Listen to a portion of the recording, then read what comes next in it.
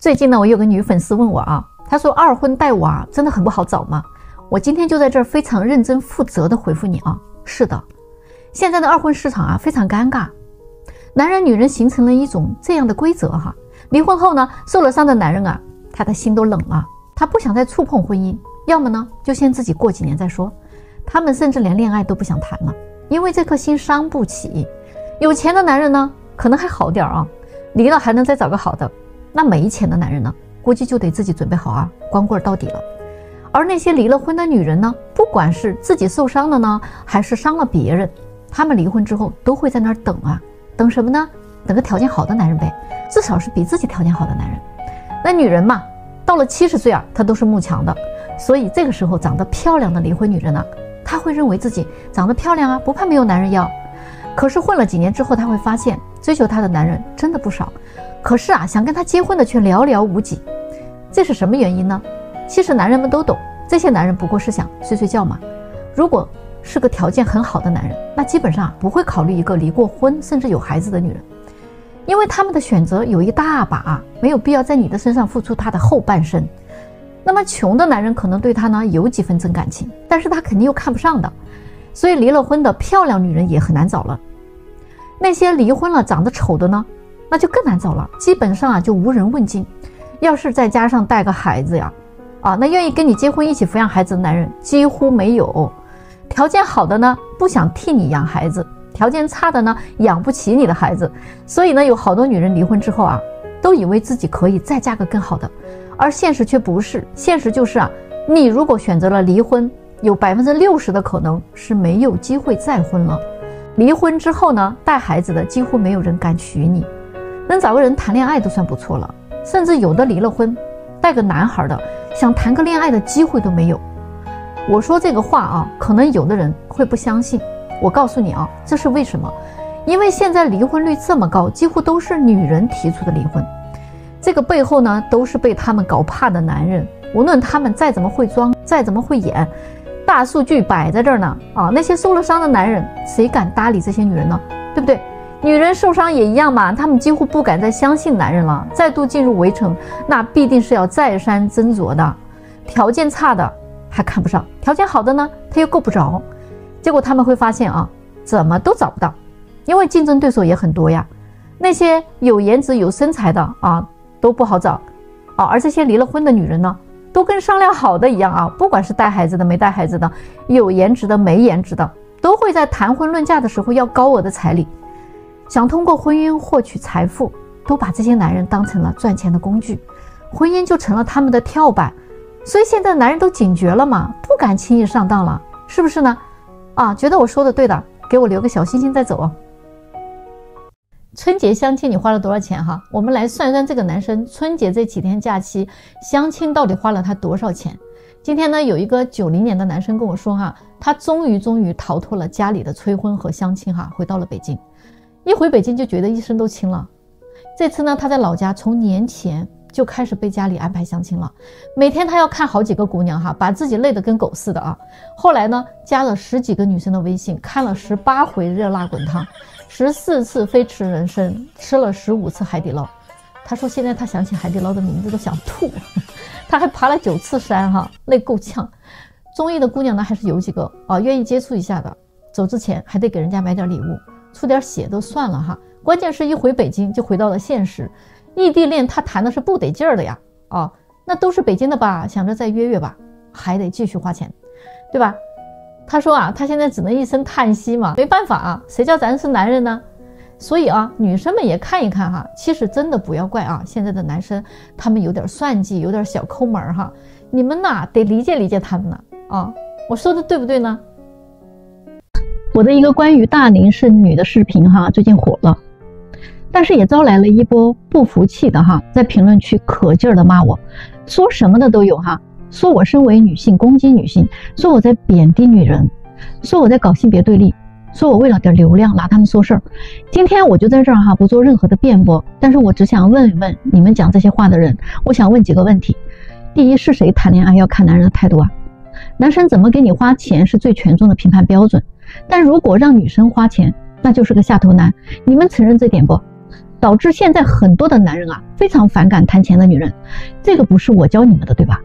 如果一个男人跟你谈恋爱约会，他就算不给你 AA， 但凡他想稍微算计点，稍微抠点，你们都受不了。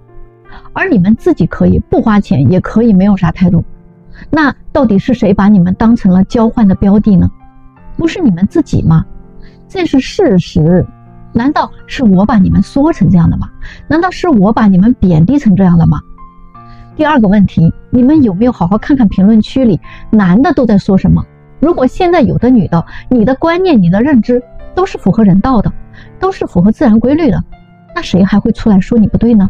你的所作所为所想都会得到大家的支持才对的。那为什么你的言行和思想就能引起那么多人的批判和嘲笑呢？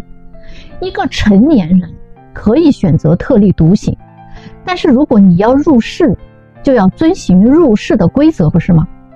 第三个问题，你是不是想结婚？不管多大的岁数，只要你愿意，你可以不结婚。我从来没有批判过一个人不想结婚这件事情。但是如果你既想结婚，又非要想入非非，年轻的时候没有把握好没规划好，等到年龄大了，还想用自己的一把年纪换取一个既优秀又年轻的男人。作为一个在婚恋市场混迹10来年的红娘大姐，我可以很负责任的告诉你这件事情就是不可能，概率很小很小。我是不是又说到你的痛处了呢？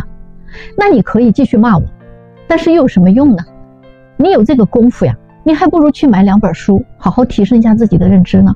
作为一个成年人尊重事实比你在这里抨击别人要成熟得多大家说是不是这样子呢？说实话00后的女生确实抢手。为什么呢？真的不仅仅是因为她们年轻所以抢手。我们来看看这位男生的相亲经历就知道。31岁的优质男士海外硕士，金房金车，收入50个条件杠杠的好。就他跟我说回国1年了，家里催的标记就来这儿看看，想尽快呢完成婚姻大事。他只有2个基本要求，第一，年龄比自己小就行；第二呢，不物质，会过日子的。于是我们就优先给他筛选相对比较着急结婚的姑娘大概都是27、28岁的。奇怪的是呢，他这样的条件已经算是不错了，可是推荐了一个被拒一个，要么就是嫌他还没有北京户口，要么就是嫌他收入还不够高，要么就是嫌他个子不够1.8米还有嫌弃他有房贷的。总之呢，他相了一圈下来发现女生们的要求都很高他根本达不到人家的标准，所以基本上就感觉结婚无望了但是没有想到事情后来有了转机有个00后的姑娘呢，在一次活动中呢就认识了他，2个人呢就很聊得来。这个姑娘呢很喜欢他的才学彬彬有礼的谈吐，笑起来的样子也很可爱。在了解他有房贷的情况之后呢，人家居然很自然的说了一句，要是我嫁给你那咱们就一起还呗。姑娘还觉得说一个男生的收入跟他的行业是有很大的关系的。一个人的优秀不在于他挣多少钱，而是在于他在他的领域里面达到了一个什么样的程度，这样的评判才是公正的嘛。我觉得他已经很优秀了当时男生还很担心这个姑娘年纪太小了，会不会不着急结婚只想谈谈恋爱什么的于是呢就很明确的说了自己的担忧。没有想到这个女孩居然说我都24岁了好不好我是这么来计划的，谈1年恋爱就可以结婚了，婚后呢我想过2年2人世界等到28岁的时候呢再生小孩。那要是过了28岁，不就过了最佳生育年龄了吗？所以现在我开始确定一个人选，是不是很合理呢？你觉得我的计划怎么样呢？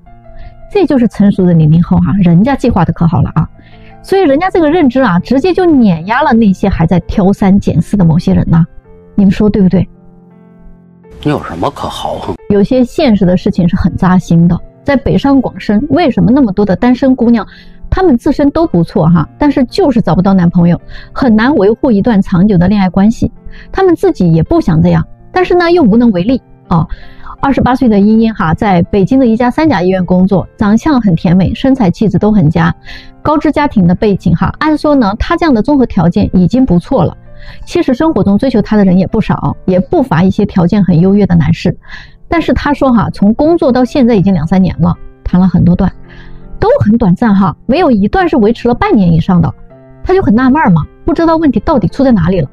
其实主要是她们这些姑娘不太了解在一线城市里，他们这样的女孩最容易遇到3类男人。第一类呢，就是好大叔。好大叔呢是有钱啊，也愿意给你花钱，然后呢也很喜欢你，对你也很好。但是如果你想长期持有好大叔啊，就有点难了，因为好大叔的缺点就是花心啊，见多识广啊，你很难拿捏他的呀。因为啊，喜欢好大叔的女人也是大把大把的人啊，你很难成为他的唯一啊。那第二类呢，就是精致精英男，他们家境好，学历好，圈子也很好，房车都有，收入也很高。他们可能呢，就比较小资哈，生活呢很讲究品质，常常会带你去一些高档消费场所哈。他会很温柔啊，情商也很高，很懂女人心，说你爱听的，花钱也比较大方。那么你的恋爱体验啊是相当浪漫的。但是呢，他们却有个特点，就是一起吃喝玩乐啊，他是可以花费的，但是呢，不太会愿意单独为你去花钱，特别是大笔的，比如说给你买个爱马仕包包香奈儿啥的就不太可能了。你会体会到他很算计的，你一旦离开了他，你就发现你其实啥也没有，除非你深得他心可能会是个例外。但是这样的男人他见过的女人也不少他的选项也是非常非常多的所以呢也很难搞。第3类呢，就是事业男。这一类人呢，以事业为中心，他的事业心很强，他的人生目标就是要成功。那么他们呢，相对来讲就非常现实。如果他是刚开始创业的人，那么他一定想找一个合伙人，要么你的家境不错，可以给到他财务上的支持，要么你的人脉很好，可以给到他渠道上的帮助，要么你就是自身能力很强不然你最终一定还是被短择的关系。那种事业已成的，他很快就转化成第一种了好大叔。所以你们觉得自己容不容易破圈呢？我真的挺佩服那些聪明的女人，趁着年轻在自己最有婚恋价值的那几年，找到一个潜力股结婚了。要么呢，就干脆一门心思专心去搞事业不问婚姻，即便是年龄大了，就算不结婚，人家也能潇洒一生只有那些不太聪明的女人，才会在自己最美好的年纪里面不停的眼高于顶，等到了30多岁了还在那儿问，哎呀，我比大多数男人都赚得多，凭什么优秀的男人不选择我呢？真的是很愚蠢的问题你就换位思考一下，你多想一想，人家优秀的男人图你啥？再过几年，你可能发动机都漏油了，停水停电了，是不是开个玩笑就是还有什么用吗？还有有的女人30、40岁了总拿着自己保养得很好来说事儿说自己看上去才25、26岁可是人家男人说了，有现成的25、26岁的我可以选，我为啥要选一个看上去25、26岁的呀？男人可没有你们想的那么傻，对不对？你保养的再好，到这个时候他没啥用的。在婚恋市场里，女人你只要过了35岁以后很难会有让男人看一眼就神魂颠倒的属性了。那要是过了40岁呢，就更不可能了。何况那些有钱有地位的男人，你以为他们会喜欢女强人吗？会喜欢高级知识分子吗？不一定的你真的是错了越是有钱的男人，他越不在乎女人赚多少钱他们在乎的就是这个女人她年不年轻漂不漂亮，性格好不好胸大不大腰细不细对吧？他们就是在乎这些东西。别跟我说男人并不是都这么肤浅反正我做了这么多年的婚恋了，我就没有见过那些不肤浅的有钱男人。这些优秀的男人身边有大把的年轻貌美的女人，你能竞争得过他们吗？你没有他们年轻，也没有他们的胶原蛋白多，对吗？性格你瞅着还比人家强势呢。那娶你回家，你赚的钱你可能给家里花吗？你不也说了吗？男人不能花女人的钱呀。那你挣的那么多的钱，在优秀的男人眼里，那意义又是什么？35岁以上收入比较高的女性，其实你还真的不太适合结婚了。你要找一个工作稳定、人品好的男人不要求他的年收入，不要求他的房和车这些物质条件的话，你肯定是不甘心的。要么你就找一个比你大很多、离异的、有孩子的条件不错的或许你还有一点优势的，但是你可能还是不甘心那些跟你年龄相仿又优秀的男人呢，人家的眼睛都盯着30岁以下的女生，你都进入不了他的视线。所以你来相亲市场啊，你要求对方有房有车，收入还得比你高，长得还得有眼缘儿。哎呀，其实哈，女人慕强那是可以理解的。你就算是想嫁给那些福布斯榜上的那些男人啊，我都能理解。那是因为女人可以做梦啊，你可以想呀，啊，谁不想呢？对不对？但是你要知道有多少人在跟你竞争啊，你的竞争对手是什么样的？有些女人很有意思啊，真的。总是拿自己的社会属性去交换男人的婚姻属性，那婚姻它不是这样交换的，明白吗？我有车有房能赚钱，我还要男人干什么呢？但凡说这话的人哈，我一听你说这话我就知道啊，你的认知实在是太肤浅了。照你们的这个说法啊，这个意思就是啊，你要找个男人要个婚姻，就是因为你什么都没有啊，没房没车没钱，所以呢你才要一个男人来供养你，是吗？你要老公是因为你吃不起饭了吗？住不起房开不起车啊，所以你才要个老公吗？我告诉你啊，真正硬气的女人呐，根本不会像你们这样说，他们会说，我有车有房有钱，我什么都不缺，我也要男人，我也要婚姻。我们要男人要老公是因为我们什么都不差呀。啊，我不会因为他有钱而嫁给他，我也不会因为他有房有车而嫁给他。我告诉你啊，我比他还有钱，我开的车比他还好，我住的房比他还大，我只是因为我爱他而嫁给他。如果有一天他没钱了没事业了，我会硬气地说，没事的老公，钱没有了咱可以再挣，你没有了我还有。我能硬气地跟他站在一起捍卫我们的婚姻和爱情，而不是为了几斗米而折腰，我去选择一个男人，选择一个婚姻，对吗？大家说呢？我在北京做红娘这么久了，我最怕的啊，就是那种大龄的单身剩女，特别是那种高学历、高收入，还特别自信的那种大龄单身剩女。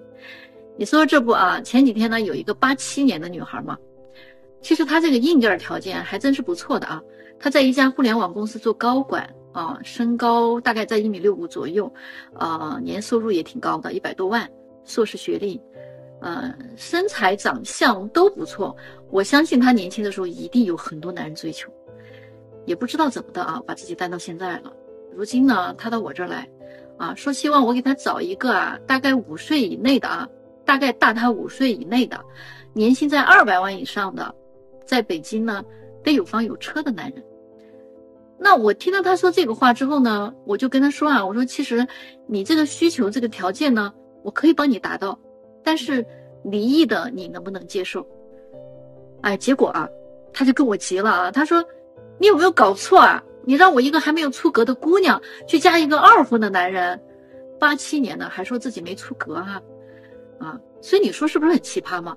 然后人家还跟我说啊，哎，我条件这么好，搞了半天你这儿也没有什么优质男生。他正在跟我争执的时候啊，我们店里边另外还有一个客人啊，96年的一个小美女就走过来了。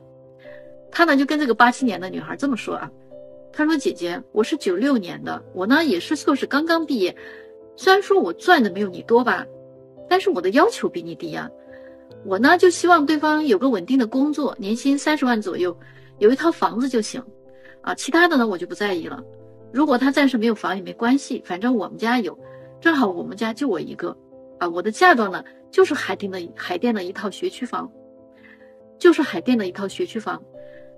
那你说这么优秀的男生是会选择我呢，还是会选你呢？这个87年的女孩一听啊，就翻了个白眼，就不说话了。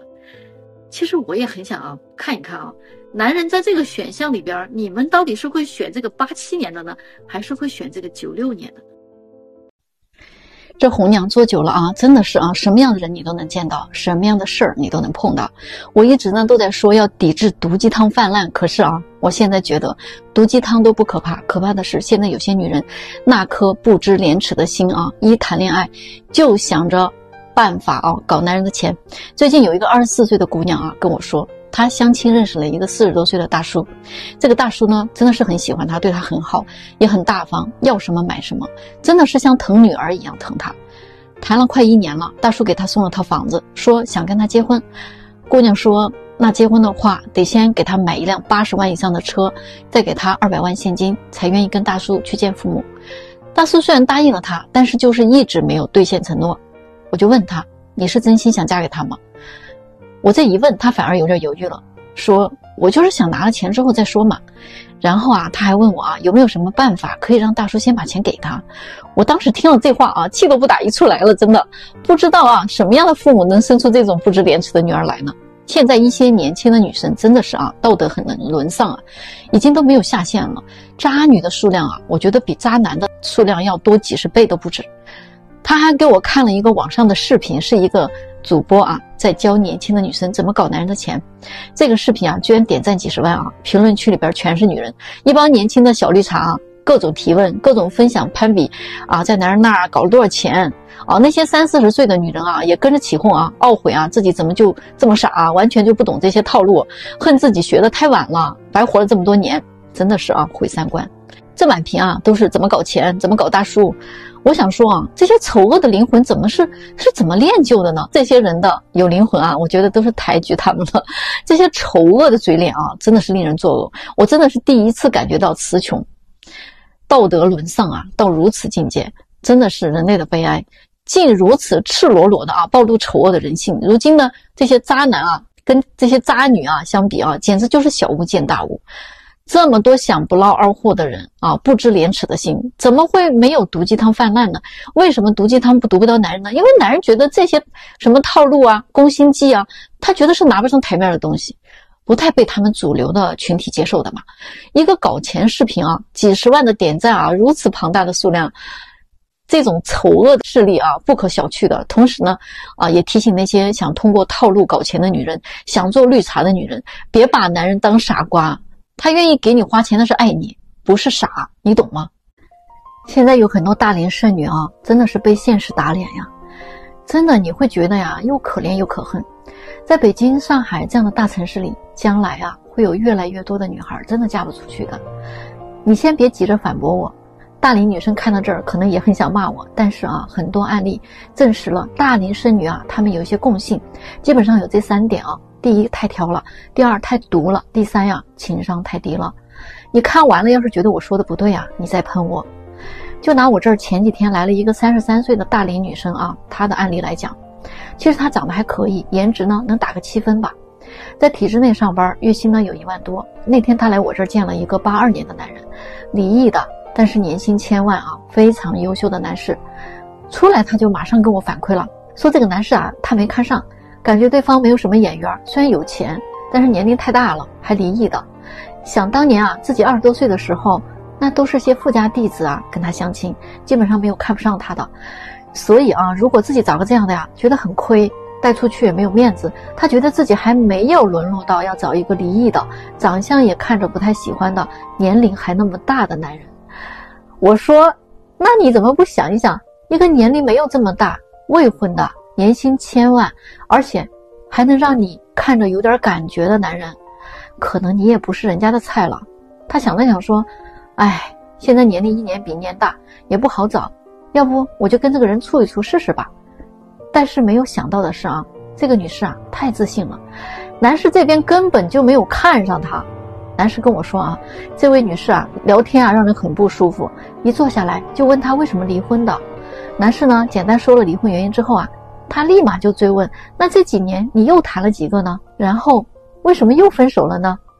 你看看第二个话题呢，他就是问房子有多少套都在北京什么位置年利润大概是多少还问男士半年内有没有结婚的打算。你说你都没有看上人家，还问这么多东西干啥呢？这个就是他的情商了真的情商太低了，完全不顾及对方的感受。他问的这些全部都是很隐私的问题。这就是一个女人她读惯了，她的这种思维呢是顾及不到别人的感受的。这一系列的提问问的男士很尴尬，实在是反感的不得了，还怎么跟他有下文呢？这些大龄剩女的通病就是挑了收入挑颜值，挑了颜值挑学历，挑了学历挑资产，挑完这些他还得挑性格。然后呢他们好不容易挑了个满意的，结果人家看不上他，不然就是相处起来太累了，因为他读惯了，他们都是以自我为中心，往往啊情商很低，不会说话，不会处事，关键的是他们还是小姑娘心态谈恋爱，要男人追，要男人宠，自己呢又不主动，还很作，所以啊处处都失败。你们觉得这样的他们还嫁得出去吗？